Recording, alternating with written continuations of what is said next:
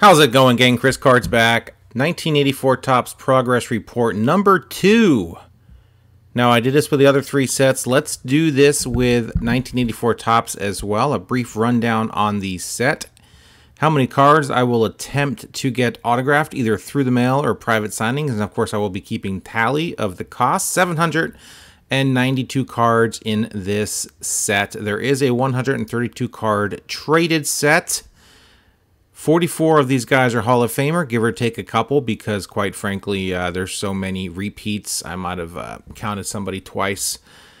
And unfortunately, 84 of these players are no longer with us. All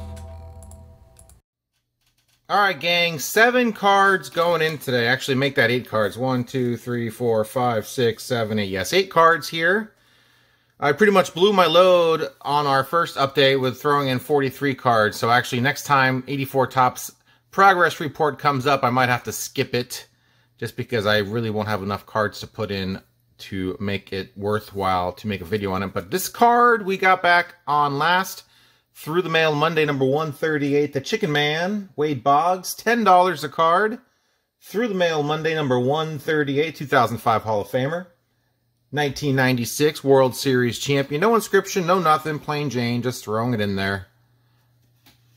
Spending enough money on this set. I don't want to throw an extra 10 bucks in there for a inscription, but it looks good up there, right in his home.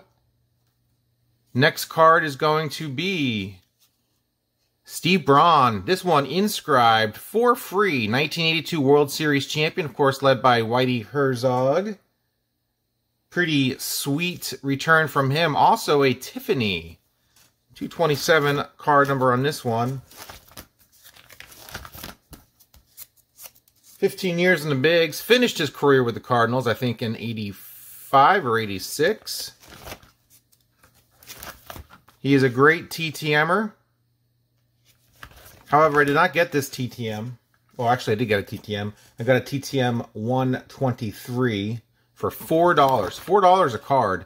I sent him 5 cards and 20 bucks. It's always nice when the numbers are sometimes odd. The donation number is kind of an odd number, like a $4 or $3, but it's nice when it's $4 because then you can just do 5 times 4, 20 bucks, or a $20 bill in there, get whatever sign. And I did ask for that inscription for the set, and it looks great. Next card's going to be another great TTMer, Jim Barr. Jim Barr, 282. TTMM 116. 12 years in the bigs as a starter. 10 of those years with the Giants, as you see, he's in his Giants uniform there. Another great TTMers. Plenty of great TTMers in this set. In fact, if you guys just want to go after TTMers and not even worry about private signings or private auctions or eBay or anything like that, you can knock out probably half the set in TTMs alone. So upper right corner for Jim Barr. Looks good up there. Nice little signature, as you see. Nothing else on this page yet. Hopefully down the road, every time I throw in a card, hopefully it'll be the 2nd or 3rd card signed on the page. Right now, it's super bare. But that's sort of the fun of doing these sets. Seeing the pages fill in with signed cards. Here's Gary Renick, number 372. Oh, nailed it. Almost nailed it. Again, upper right-hand corner for Gary Renick. Gary also a TTMer. TTM number 118. Former first-round pick of the Expos in 1973. 12 years in the bigs. 8 of those years with the O's. Went on to coach as well after his career was over with. Some of you guys might remember him as a coach more so than a player. Here we go, guys. Next inductee into the hallowed pages of my 1984 Topps binder, Lee Lacy. Lee Lacy is a good TTMer, but you got to pay up. $20 a card for Lee Lacy. Used to be $5 a card back in like 2019, and then he shot up. And if you look at SCN, you'll see the requests have shot down. Another upper right-hand corner card, and as you see, I purchased this off eBay for $6.99. Let's just call it $7 because I didn't want to send it in